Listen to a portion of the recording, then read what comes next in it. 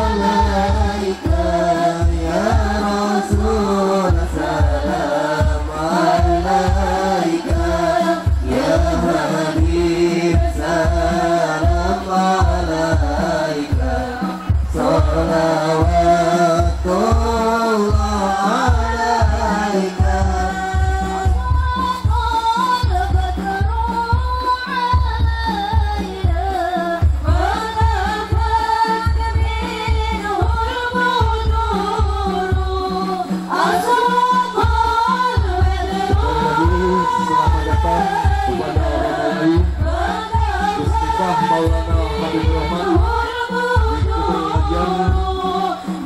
Akbar Presiden Musola Terwujud silaturahmi Bapak Korektor Sedia Pemerintah Tulang Agung Kabupaten Oku Timur Desa Karangjadi Kecamatan Bintang 3 Kabupaten Oku Timur. Salam alaika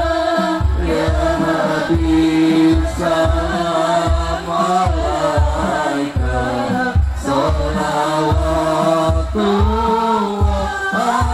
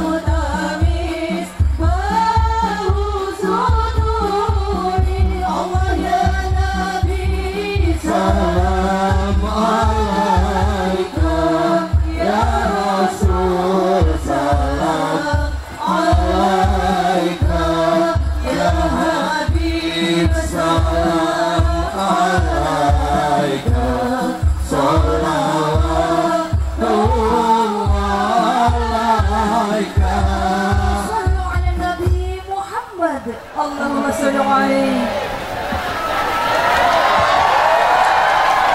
Shallu ala Nabi Muhammad. Allahumma sholli alaihi.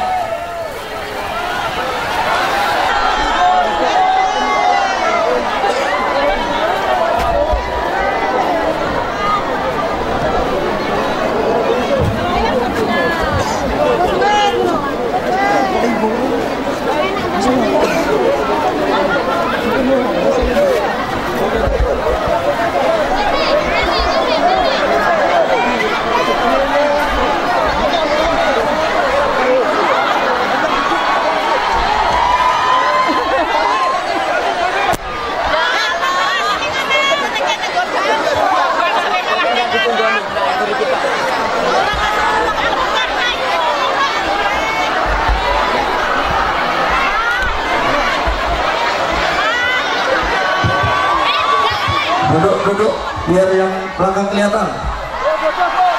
Untuk masuk permisikan duduk. Biar yang belakang sama-sama dapat melihat.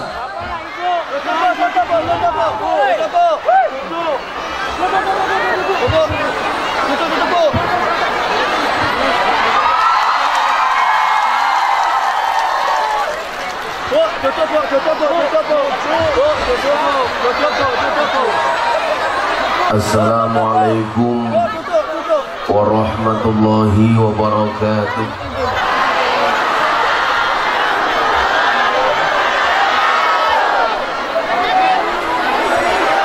A'udzu billahi samil alim minasyaitonir rajim. Bismillahirrahmanirrahim.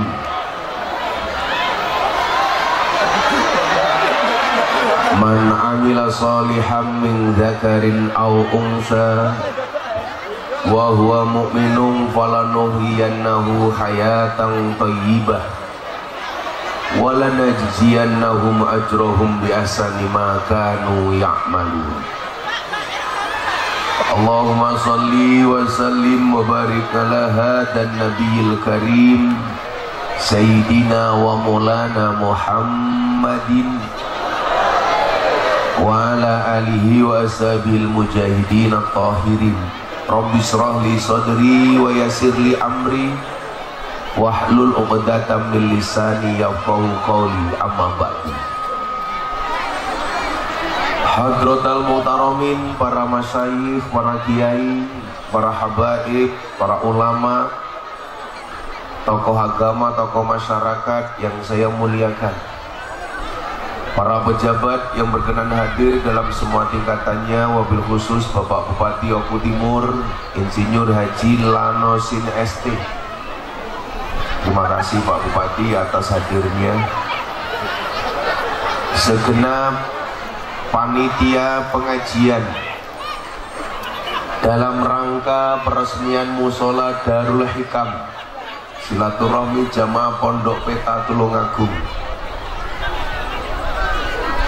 yang saya banggakan, Bapak Ibu kaum muslimin wal muslimat, warga masyarakat Oku Timur yang berbahagia. Ala hadiniyah wa ala kulli niyatin sholihah. Al-Fatihah.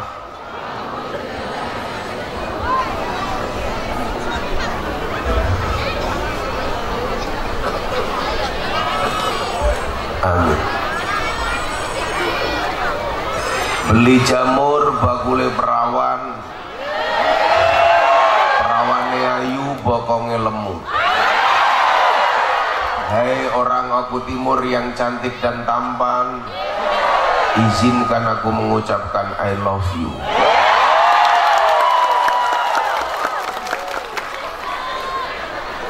Alhamdulillahirrabbilalamin, dan puji syukur kepada Allah Subhanahu wa ta'ala. Pagi menjelang siang ini kita bisa bertemu di suatu majelis MKK, Majelis Kebon Karet.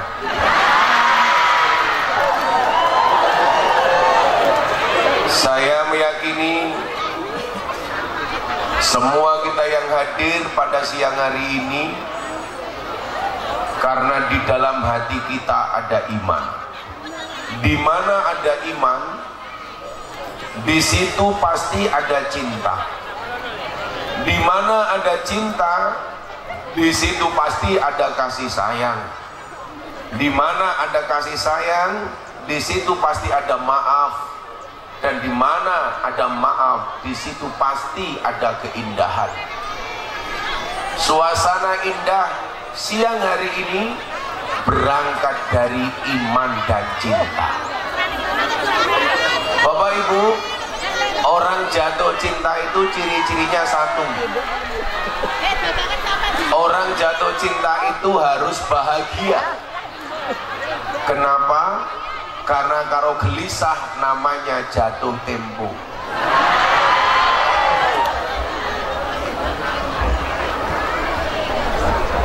Rasa cinta inilah kemudian yang perlu kita pupuk. Cinta yang berangkat dari iman. Karena satu ketika baginda Nabi Muhammad SAW pernah bersabda, la tadkhuluna jannata hatta tu'minu wa la tu'minuna hatta tahabu. Sekali-kali kamu tidak akan masuk surga sehingga kamu beriman, dan kamu belum dikatakan beriman sehingga kamu memiliki rasa cinta dan kasih sayang. Saya datang atas nama cinta, Bapak Ibu menerima atas nama cinta, tapi panitianya kurang cinta karena belum ada minumannya.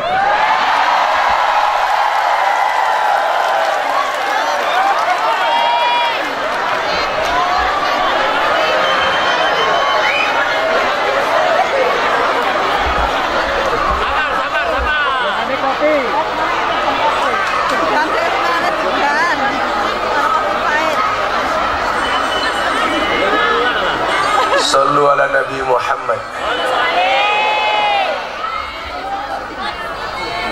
Yang saya butuhkan minuman, bukan makanan, goblok.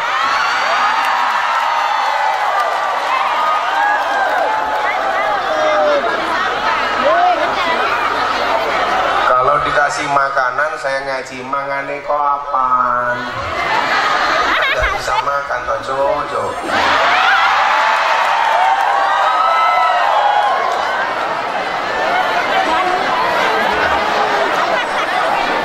Sekali-kali kamu tidak akan masuk surga sehingga kamu beriman. Kenapa makannya dari depan, minumnya dari belakang?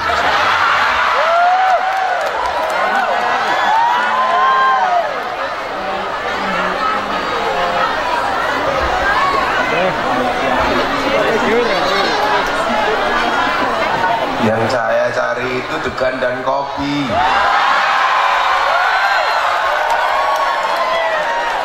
Kenapa yang datang kok soft drink dan soft egg?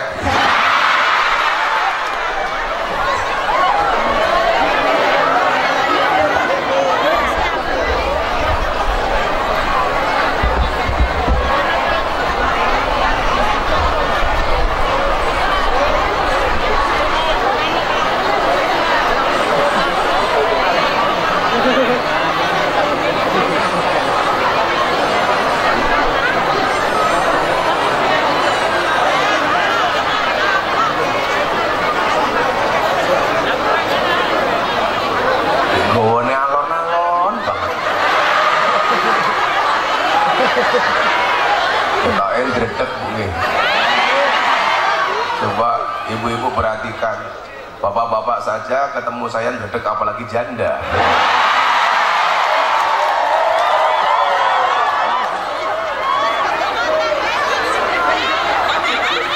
Enggak sampun katuran minggat monggo.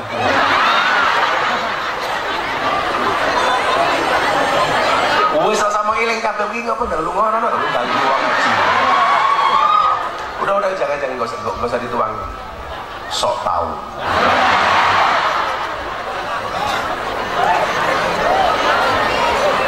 Sekali-kali kamu tidak akan masuk surga sehingga kamu beriman. Nah Bapak Ibu, orang beriman itu tentunya orang yang senantiasa menjaga kebersihan hatinya. Karena hati yang bersih sajalah yang akan dimasuki oleh para malaikat dan Allah.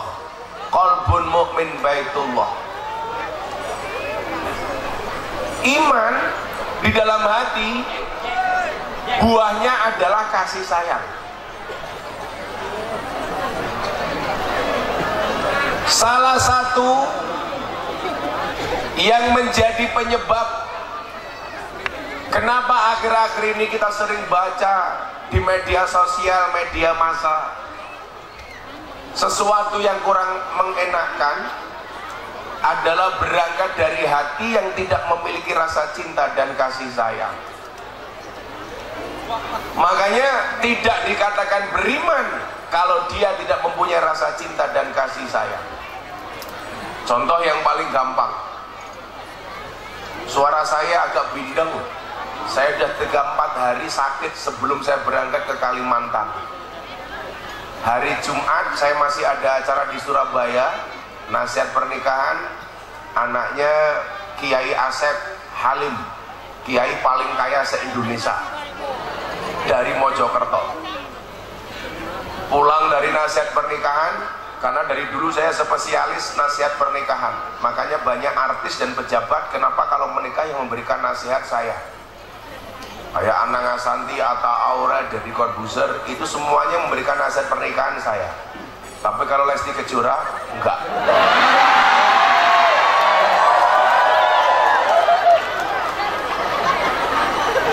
Kalau Rizky Bilar ngaji sama saya, iya. Tapi pas nikah yang nasihat pernikahan bukan saya.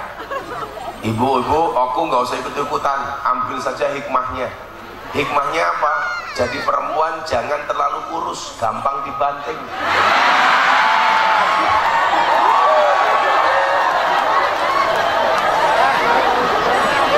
Yang teriak yes jelas cewek gemuk.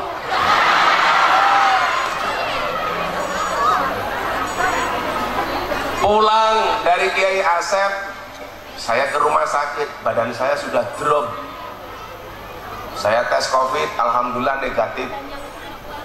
Walaupun sekarang COVID sudah kehilangan wibawanya, tidak mematikan.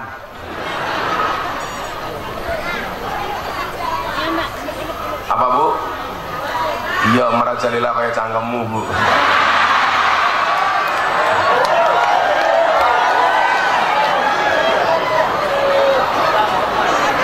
Dokternya bilang sama saya, Gus, istirahat dulu ya. Kenapa dokter? Ini badannya Gus Miftah sudah terlalu capek. Opnam saja seminggu. Padahal hari Sabtu saya harus berangkat ke Pangkalan Bun, Kalimantan Tengah. Saya ada acara di Pangkalan Bun, Seruyan, Pontianak, Sekadau, Kalimantan Tengah, Kalimantan Barat. Terus kemudian lanjut Jakarta, Bekasi, Sumatera Selatan, balik Jakarta, Semarang, sampai Pucuk, Jepara. Saya itu kalau pergi Pak Bupati 2 minggu baru pulang, 15 hari baru pulang. Maka hidup saya itu apa-apa cukup kecuali satu, kelon.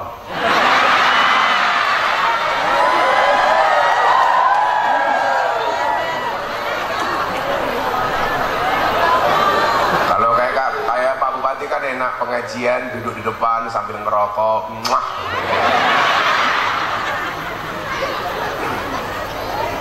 Tapi apa? Karena saya mempunyai rasa tanggung jawab, saya harus datang. Saya bilang sama dokter, dokter, bagaimana caranya supaya saya tetap bisa berangkat? Ini susah Gus, harus opnam. Sudah saya minta infus saja deh. Akhirnya saya dikasih infus vitamin C. Kepala berat, badan sakit, saya tetap berangkat.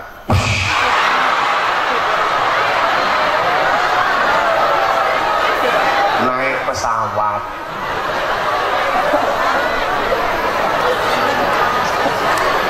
kaget Bu, santai, ada ambulan ya. Disitulah kemudian kita memahami bahwa orang beriman itu ciri-cirinya adalah kepasrahan kepada Zat yang Maha Kuat. Manusia itu lemah, harus minta tolong kepada yang kuat. Siapa? Allah yang Maha Kuat.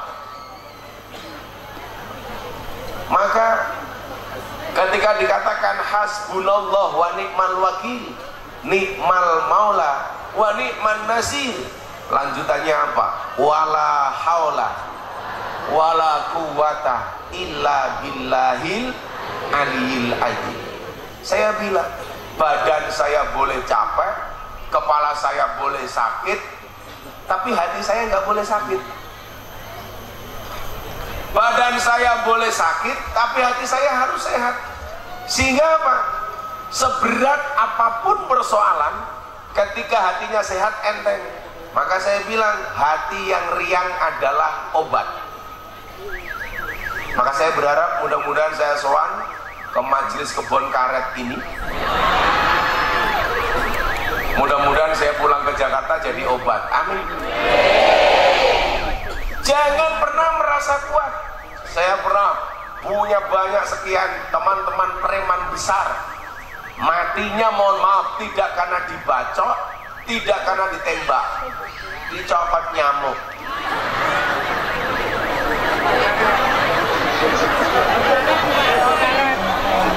Begitu kena nyamuk, cikungungnya selesai, malaria selesai, mau sehebat apapun. Makanya kemudian Allah menggambarkan dalam Al-Quran apa? Innallaha la yastahyi ayyadriba masalam ma ba'udatan fama fawqaha.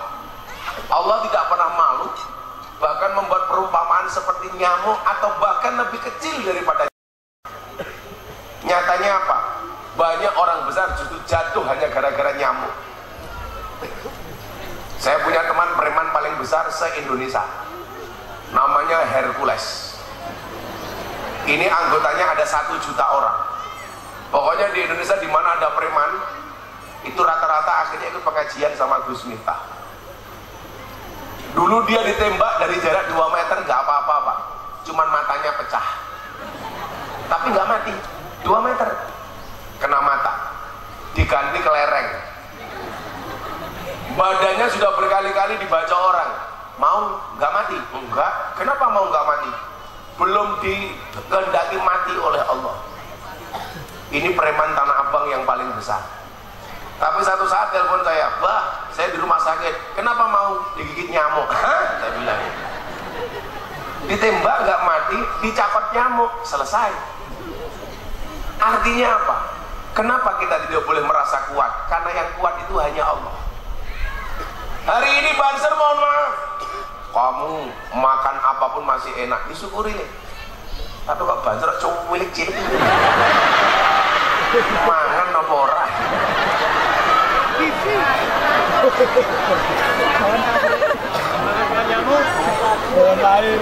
Kalau makannya banyak tetap kurus, itu 2 kemungkinan, anugerah atau azab.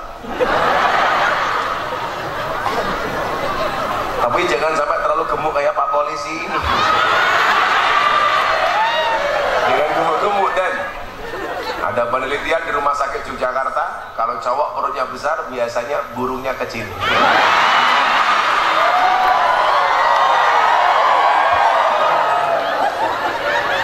Saya dulu lebih gemuk daripada Bapak Polisi kita ini. Saya dulu beratnya 108 kilo. Tapi gara-gara ada penelitian itu, cowok perutnya besar, perutnya kecil, maka saya berusaha mengecilkan perut saya. Jadi mohon maaf, kalau cowok perutnya besar, burungnya kecil, sekarang Gus Miftah perutnya kecil, berarti burungnya.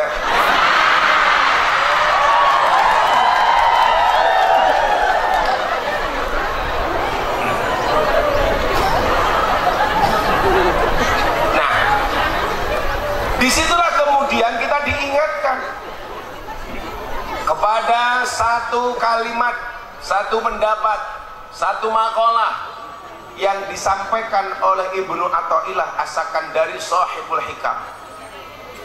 Ma tawaqqafa matlabun anta talibuhu bi rabbika wala tayassara matlabun anta talibuhu bi nafsika.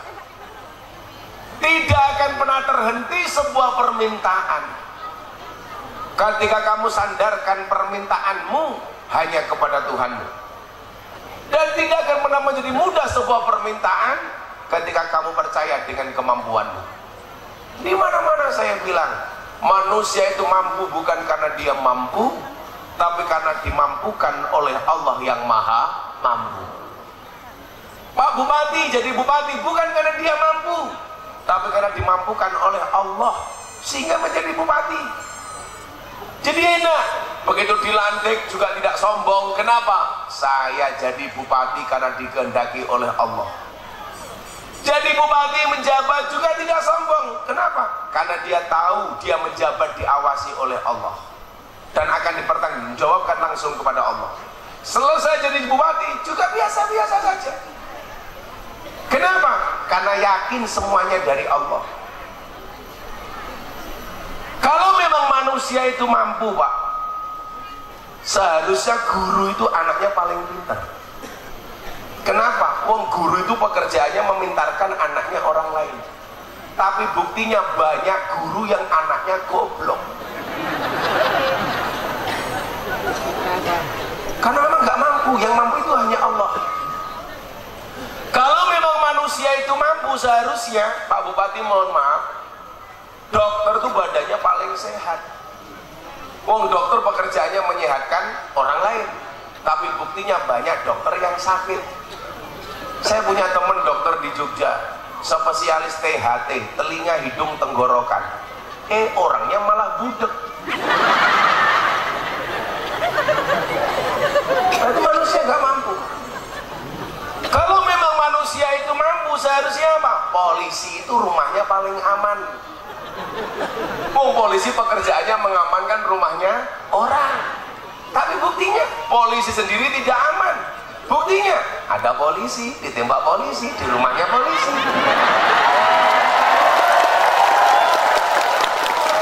Berarti apa? polisi sendiri juga tidak mampu kecuali dimampukan oleh Allah yang maha mampu. Cuman pesan saya satu, Bapak Ibu masyarakat harus fair. Jangan menganggap semua polisi itu seperti Sambo. Kasihan polisi-polisi yang baik.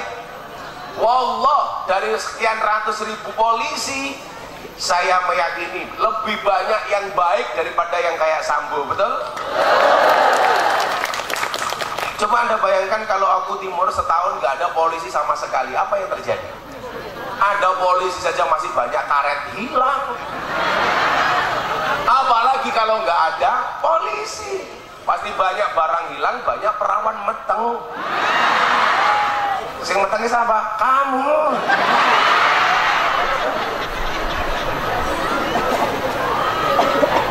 Kalau memang manusia itu mampu, seharusnya nyuwun sewu, kuli bangunan tuh rumahnya paling bagus dong. Mau pekerjaannya membuatkan rumah orang, tapi buktinya banyak kuli bangunan nggak punya rumah. Betul Bu? Termasuk orang Belitung, orang Lombok Timur.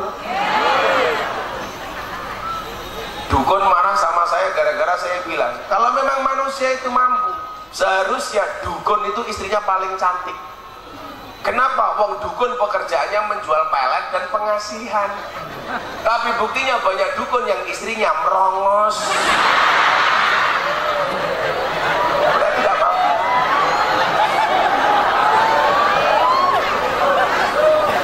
Kalau mau dapat istri cantik, Banser, gak usah ke dukun. Gampang. Jadilah cowok yang good rekening. Selesai. Betul Bu? Ibu-ibu pilih mana? Good looking apa good rekening? Good rekening. Karena cewek itu hobinya cuma 3, ngemil, ngemol, ngomel. Gitu aja. Makanya ibu-ibu mau tampil hadroh di atas panggung, dandan wajahnya supaya glowing. Maka ingat, di balik wajah istri yang glowing ada suami yang golong komeng.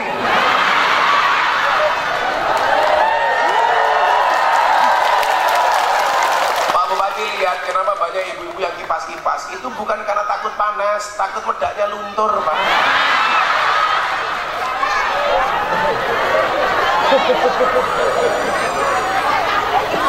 Sallu ala Nabi Muhammad. Maka disitulah kemudian hati ini harus ta'alluq billah.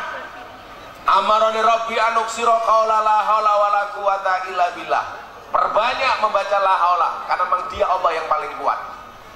Makanya kemudian dibutuhkan sarana untuk mendekat dengan Allah. Maka kemudian kita dikenalkan dengan istilah masjid dan musola. Ini sarana supaya untuk lebih dekat kepada Allah. Saya sering bilang, mulyane omah kiyen ono tamu. Kayak gini, rumah ada tamunya kelihatan kemuliaannya. Mulyane omah yen ono tamu, mulyane tamu yang disuguh. Cang godok, cang goreng, cang kemu. Minuman semuanya ada ini Pak Polisi. Padahal saya nggak pernah minum air kemasan. Saya dulu jarang minum soft drink, apalagi softtek, jarang. Kemuliaan rumah kalau ada tamunya. Rumah kok nggak pernah ada tamu, berarti jelas tuan rumahnya nggak pernah seramu. Tamu nggak disuguh, nyelekudis. Makanya kalau ada tamu langsung disuguh Bu. Ada wedang, tamune diwedangi.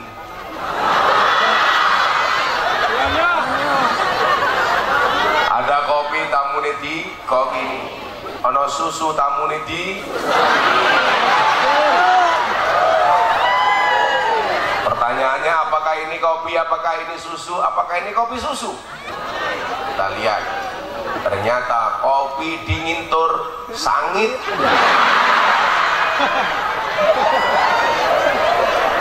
Sing panas. Adem sangit.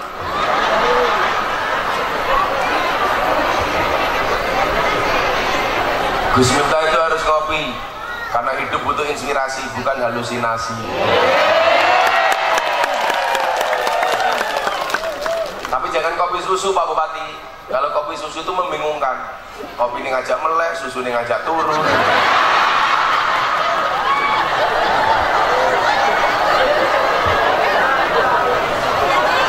Makanya kalau di rumah saya dikasih istri kopi susu, langsung saya akali Pak Bupati. Kopinya saya minum, susunya tak cekeli. Iki loh.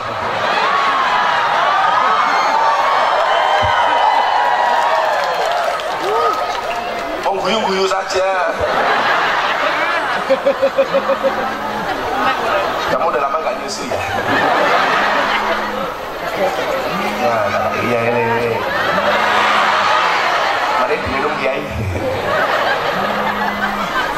Diumbe apa ya? Maka untuk dekat dengan Allah dibutuhkan sarana. Maka Kanjeng Nabi memperkenalkan namanya masjid. Masjid itu apa? Sajadah yasjudu masjidan, tempat untuk sujud.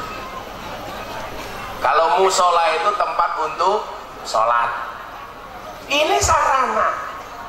Makanya mohon maaf, dikatakan tempat yang paling baik adalah masjid, tempat yang paling buruk adalah pasar. Buktinya apa? Masuk masjid ada sholat tahiyatul masjid, masuk pasar tidak ada sholat tahiyatul pasar. Kan nggak ada Anda masuk pasar usolli sunat tahiyatul pasar, nggak ada. Nah, kenapa masjid dikatakan sebagai tempat yang paling baik? Bahkan dikatakan innama ya'muru masajidallah man amana billah wal yaumil akhir. Orang yang mau memakmurkan masjid berarti dia punya iman. Iman kepada siapa? Iman kepada Allah, iman kepada hari akhir. Kenapa? Karena dengan masjid keimanan kita diharapkan terjaga. Bapak Ibu, saya mau cerita. Setelah kopi panasnya datang.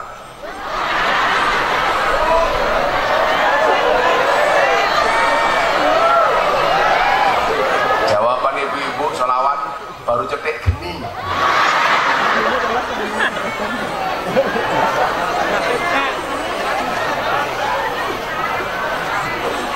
Kenapa Pak? Cetek geni kayunya teles, ya Allah.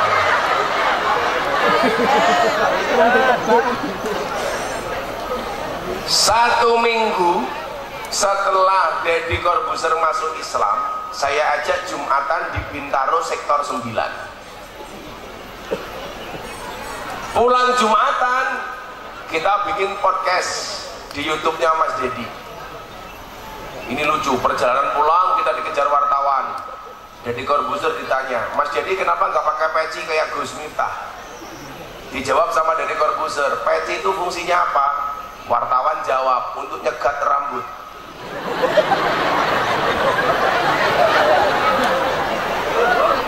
Deddy pusing lah, saya yang saya cegat apanya?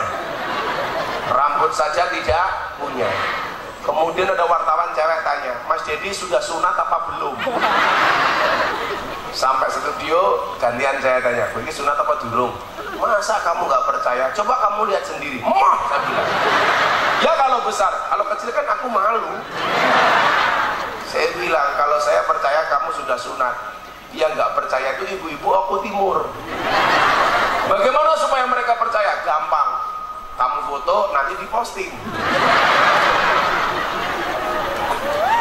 Ceritanya sampai studio dia bilang begini sama saya, Gus, saya mau bertanya kepada kamu. Apa Mas Deddy? Bagaimana cara saya menjaga iman? Bagaimana cara saya menjaga iman? Saya kaget mendapatkan pertanyaan ini. Kenapa? Ini anak baru masuk Islam seminggu, kenapa dia bertanya bagaimana cara menjaga iman? Akhirnya saya tanya, kenapa kamu tanya seperti itu? Tadi di masjid khutbah Jumat saya dengerin, janganlah apa pesan khatib, janganlah sekali-kali kamu mati kecuali dalam keadaan Islam, kecuali dalam keadaan iman. Orang itu kalau cerdas Pak, orang khutbah Jumat jadi dengarkan, Beda kalau di Oku Timur. Khotibnya teriak-teriak, ya ma'asyiral muslimin, jamaahnya. Makanya saya bilang, kita itu aneh Pak Bupati. Mau tidur di hotel, di kamar mewah, baca doa Bismikallahumma ahya wa bismika amut, matanya nggak merem-merem. Tapi kalau mendengarkan khutbah Jumat nggak baca doa tidur, matanya merem. Makanya saya bilang, obat tidur yang paling mustajab adalah khutbah Jumat. Jadi kalau saya sekarang ngaji Anda tidur, saya juga maklum saja. Cuman saya ingatkan, an-naumu akhul maut, tidur itu saudaranya mati. Makanya kalau saya ngaji jenengan tidur, berarti pengen cepat-cepat mati.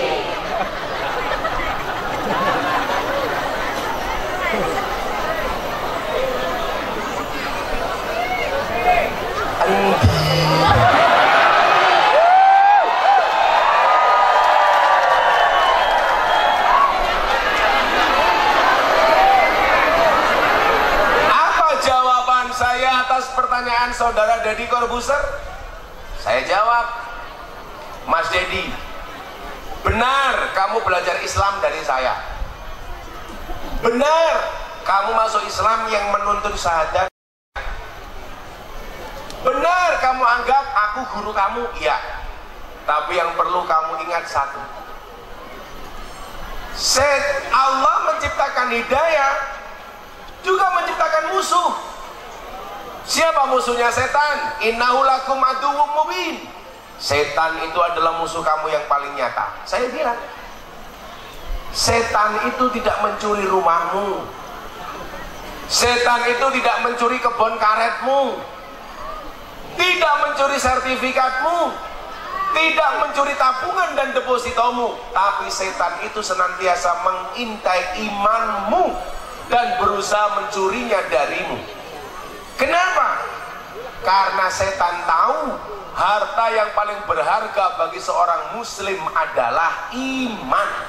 Makanya saya bilang, janganlah kamu mati kecuali dalam keadaan iman. Nah, supaya iman dan Islam kita tidak dicuri, bagaimana caranya? Minta tolong kepada Allah. Karena yang bisa menjaga iman itu hanya Allah. Maka Bapak Ibu, mau saya sampaikan, kenapa kok kita harus punya masjid, punya musola? Yang setiap hari ke masjid saja, itu belum tentu bisa menjaga imannya, apalagi yang nggak pernah ke masjid. Maka saya bilang, jangan menunggu tua baru ke masjid, tapi ke masjidlah sampai kamu menjadi tua. Jangan bersedekah nunggu kaya, tapi sedekahlah sampai kaya. Coba saya mau tanya, kalau pengajian gini, Bapak Ibu punya dompet ada 100.000, 50.000, 1.000, ada kotak infak datang. Kira-kira yang kamu masukkan 100.000 apa 1.000?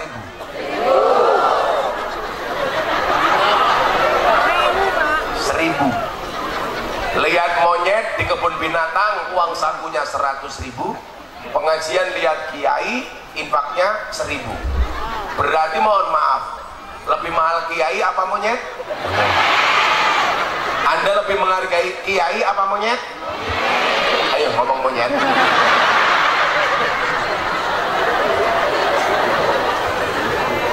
Infaknya 1.000, rogoke kotang, ya Allah.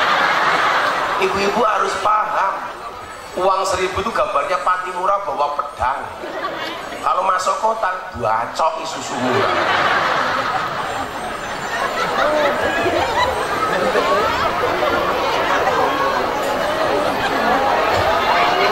Dan akhirnya datang juga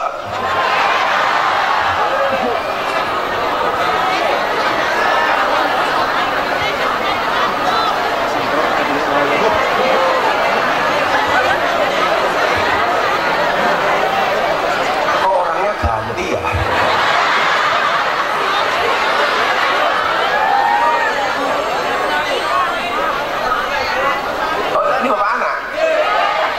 Gede manungnya jile.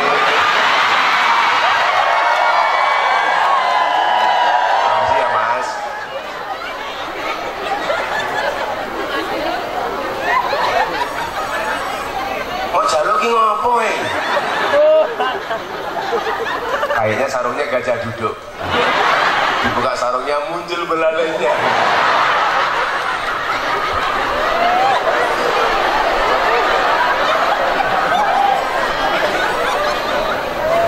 Nah, Bapak Ibu, saya kasih beberapa contoh bagaimana kemudian begitu susahnya menjaga iman. Nabi Muhammad SAW itu maksum. Maksum itu apa? Dijaga dari perbuatan dosa. Nabi Muhammad itu pasti surga, gak mungkin mampir neraka. Nabi Muhammad itu maksum kalau dia mesum. Tapi coba Anda lihat, Nabi Muhammad tidak pernah berhenti minta hidayah. Buktinya apa? Tetap saja beliau membaca ihdinas siratal mustaqim. Pertanyaannya adalah, Nabi Muhammad itu keren, pasti surga, nggak mungkin neraka, nggak mungkin berbuat dosa. Kenapa beliau tetap minta hidayah? Karena Nabi Muhammad mengajarkan yang mampu menjaga hidayah itu hanya Allah, bukan manusia. Maka Nabi Muhammad sempat menangis ketika pamannya meninggal dunia. Kenapa? Karena pamannya tidak mendapatkan hidayah dari Allah. Kemudian apa? Allah katakan kepada Muhammad, innaka lang tahdi man ahbabta walakinnallah yahdi may yasha. Muhammad, kamu tidak bisa memberikan hidayah kepada kamu yang kamu kehendaki. Kenapa? Karena Allah lah yang memberikan hidayah kepada siapapun yang dikehendaki. Makanya hari ini saya mau cerita, Bu. Alhamdulillah sudah ada 230 orang yang masuk Islam melalui Gus Miftah. Saya bilang ini hidayah prerogatifnya Allah. Kadang-kadang orang masuk Islam itu melalui saya lucu. Ada yang lihat gambar saya di bokong truk, tertarik masuk Islam. Pak polisi, kalau Anda di jalan ada 350 truk, ada truk yang bokongnya digambar foto Gus Miftah. Yang paling menyedihkan satu, mobil tangki sedot WC. Ada gambarnya Gus Miftah dengan quote-nya adalah silitmu adalah rezekiku.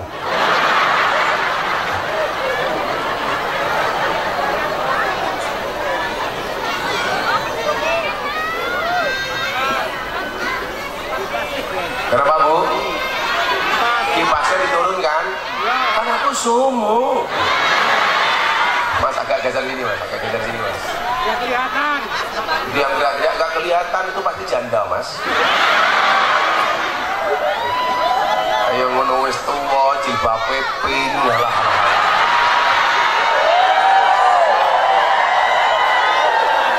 Menjijikan.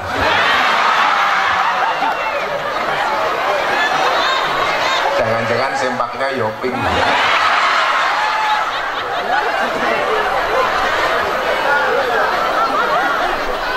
Shallu ala Nabi Muhammad. Coba kita lihat lembaran dalam sejarah. Bagaimana kemudian orang hidupnya beriman, tapi banyak yang matinya dalam keadaan murtad atau kafir. Ini perlu saya sampaikan supaya Bapak Ibu hati-hati. Anda jangan merasa, wah, saya sudah ikut muslimat, belum ada jaminan. Saya ikut fatayat, gak ada jaminan. Anda tahu bedanya fatayat sama muslimat? Gak perlu lihat seragamnya, cukup dari baunya. Fatayat, parfum. Muslimat, balsem.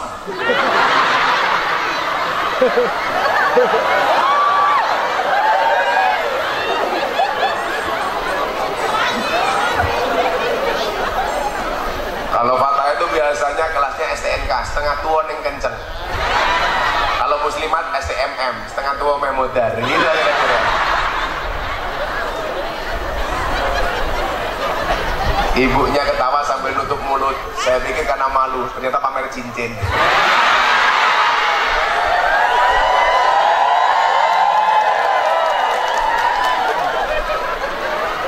Kayaknya begini-begini. Aku juga punya.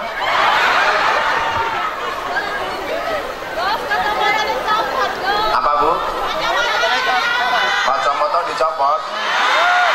Sorry, mata wajahku terlalu indah untuk kamu nikmati.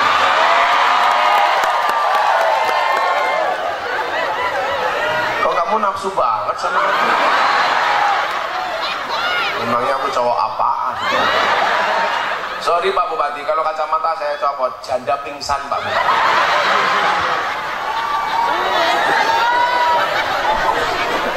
Nanti minta kacamata lepas, lama-lama sarung lepas.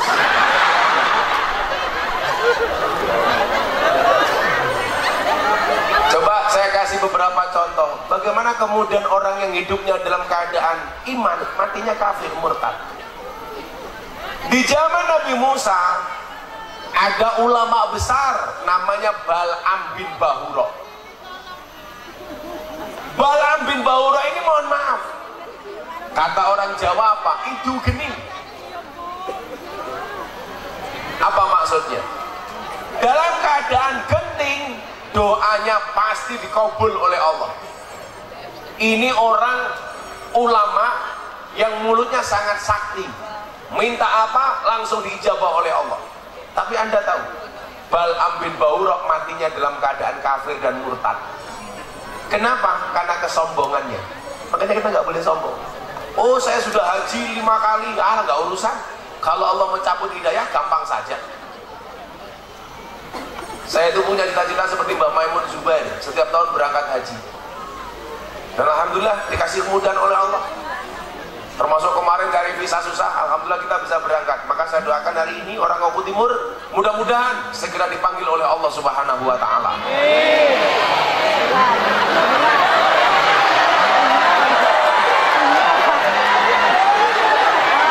Belum selesai sudah amin. Segera dipanggil oleh Allah untuk ibadah haji dan umroh. Cangkemmu kesusu. Segera dipanggil oleh Allah, amin.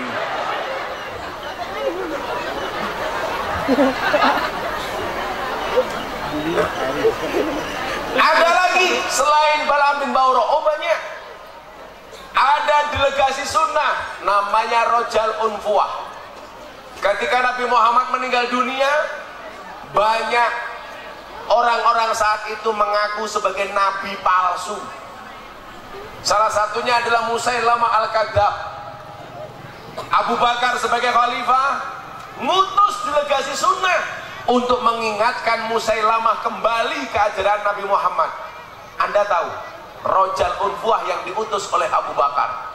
Dan naudzubillah min dzalik, Rojal Unfuah mati dalam keadaan murtad. Padahal delegasi sunnah. Siapa yang bisa jamin? Ibu-ibu hati-hati, saya ikut hadroan. Insya Allah saya besok masuk surga dikawal sama ibu-ibu hadroh. Tapi ya itu di surga saya kalon sama bidadari ibu-ibu hadroan.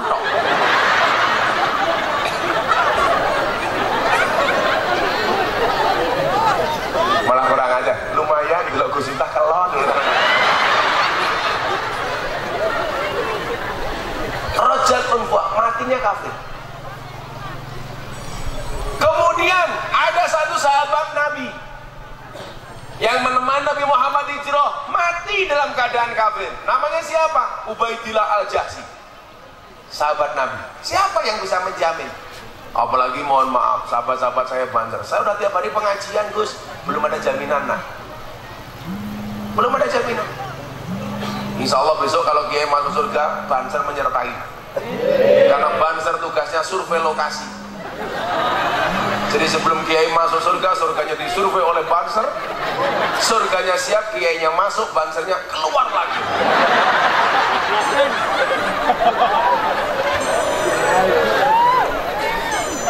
Tapi saya salut sama Banser. Saya kemarin ditanya, hebat mana Gus? TNI, Polri, apa Banser? Oh Banser. Kenapa Gus? TNI, Polri banyak SK-nya masuk bank untuk hutang. Banser nggak ada SK-nya yang masuk bank. Kenapa? Karena nggak laku.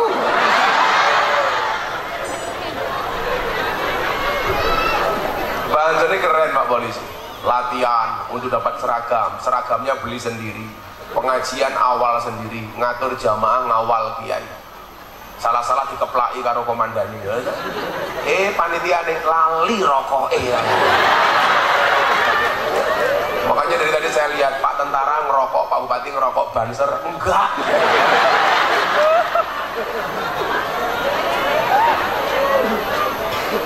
Ini kalau Banser kayak gini di Jogja namanya Irma. Irenge, Masya Allah.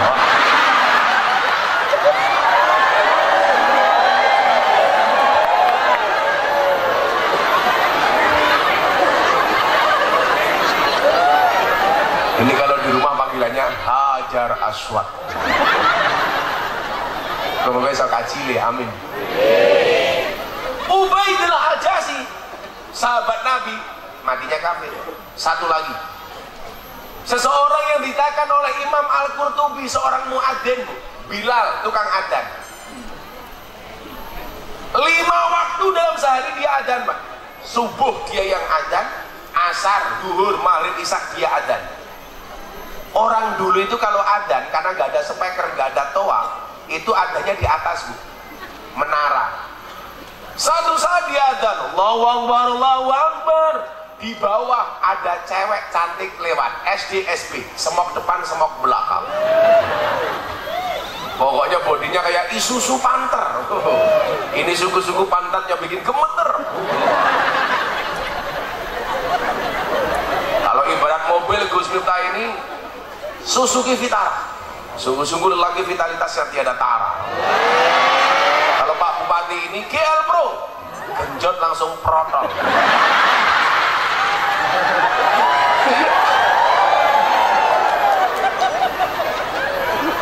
Begitu selesai adzan, Pak Bupati dan Bapak Ibu, cewek yang dibawa langsung dikejar sama muadzin. Langsung dia datangi, dia tanya, "Dek, I love you. Saya senang sama kamu." Dia jawab, "Sorry mas, kita beda keyakinan. Kamu Muslim, saya Kristen. Kita nggak bisa menikah." Sama, saya sama Selin Evangelista juga beda keyakinan. Dia yakin mau, aku yakin nggak mau. Karena kebetulan Pak Bupati, kalau saya di Jakarta itu ada pengajian circle artis. Delalah yang akhir-akhir ini kok rata-rata janda. Wika Salim, Aura Kasih, Selin Evangelista, Nikita Mirzani. Yang paling baru idolanya Pak Bupati Oku Timur. Siapa? Lucinta Luna.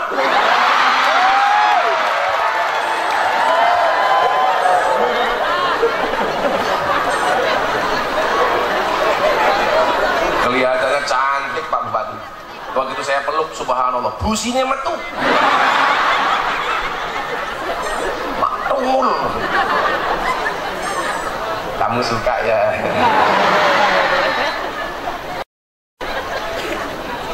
Akhirnya apa yang terjadi? Dikejar sama laki-laki ini. Pokoknya aku suka sama kamu. Gak bisa mas, kita beda keyakinan, beda agama. Akhirnya sang muadzin tanya, apa syaratnya supaya saya bisa menikah dengan kamu? Sang cewek bilang, kita beda agama mas, kalau kamu ingin menikah dengan saya, tinggalkan Islam, masuk Kristen. Karena cinta sudah melekat, tai kucing rasa sudah pernah. Akhirnya apa Pak? Dia tinggalkan Islam, masuk Kristen. Singkat cerita, mereka berdua menikah. Malam pertama dia naik ke atap, mau turun Pak, mohon maaf, kepleset, mati.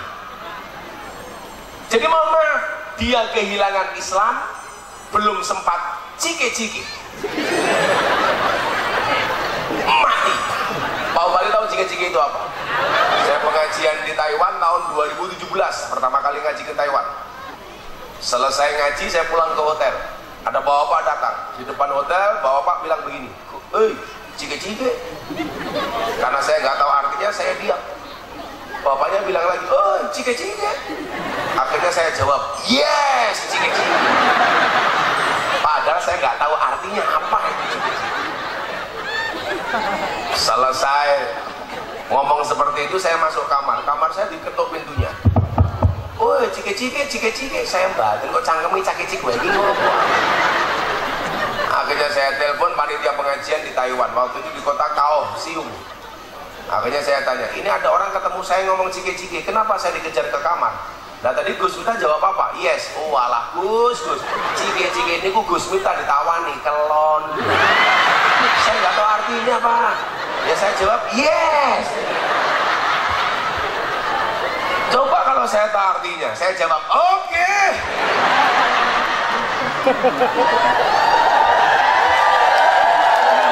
Makanya nanti malam ibu-ibu, kalau suaminya di rumah, tolong ditawari dengan lembut, Pak, cike-cike.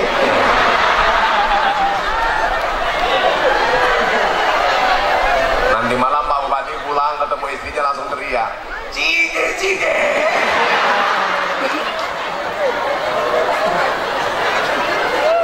Kamu cike-cike?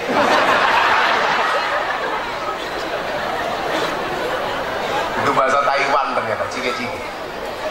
Saya itu kalau ngomong Taiwan habis nalar Pak. Wan itu kan dalam bahasa kamus besar bahasa Indonesia artinya apa? Yang memiliki. Kayak Pak Bupati namanya negarawan, orang yang memiliki negara. Budayawan, orang yang memiliki budaya. Ilmuwan, orang yang memiliki ilmu. Hartawan, orang yang memiliki harta. Lah kalau Taiwan,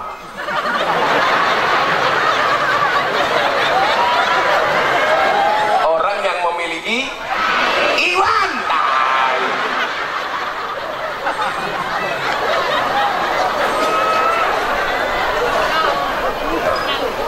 Maka dari rentetan peristiwa tadi, orang yang mati dalam keadaan murtad, kita diingatkan dalam satu hadis baginda Nabi Muhammad sallallahu alaihi wasallam, wa inna ahadakum la ya'maluna bi amali ahli jannah hatta yakuna bainahu wa baina illa dira'un fayasbitu alaihil kitab faya'maluna bi amali ahli nar fayadkhuluha.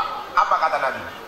Dan akan ada salah satu di antara kalian, orang-orang di antara kalian yang telah melakukan amalan-amalan penduduk surga, sehingga jarak dia dengan surga hanya satu hasta saja.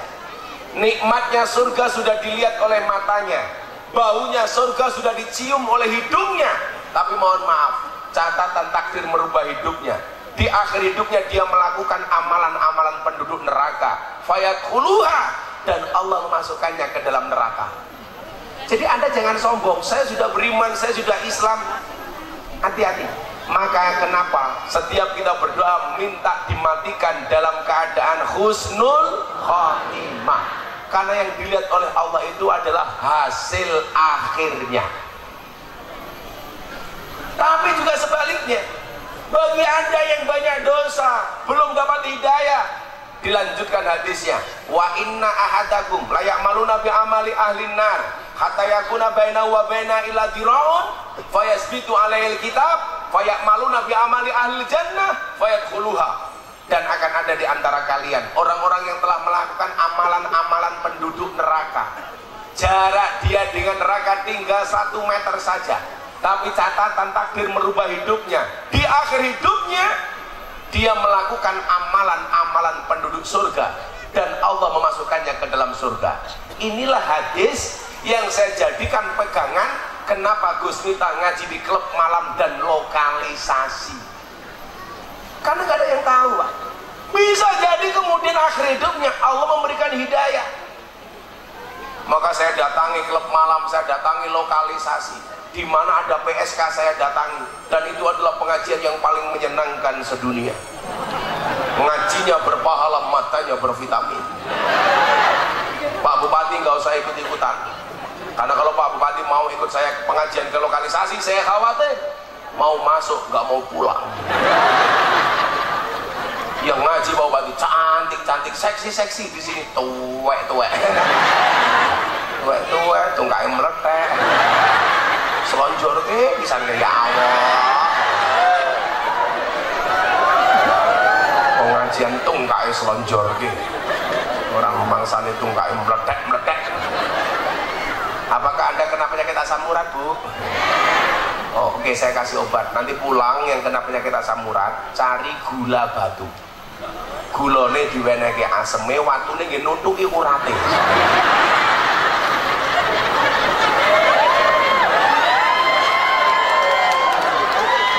Remuk dengkulmu lah. Saya kasih contoh, orang yang hidupnya kafir, matinya beriman. Ada seseorang namanya Husairim bin Abdul Azhar. Ini orang non-Islam, tapi dia mencintai Nabi Muhammad. Satu ketika dia ketemu Nabi Muhammad, dia mengatakan, ya Nabi, I love you full. Muhammad, aku mencintai kamu dengan sepenuh hati. Samalah, ini badan saya meriang gak enak, tapi saya cinta datang ke sini. Ingat Bapak Ibu Oko Timur, cintaku padamu seperti air kencing di dalam kolam renang. Maksudnya apa? Wujudnya tidak nampak, tapi hangatnya bisa dirasakan.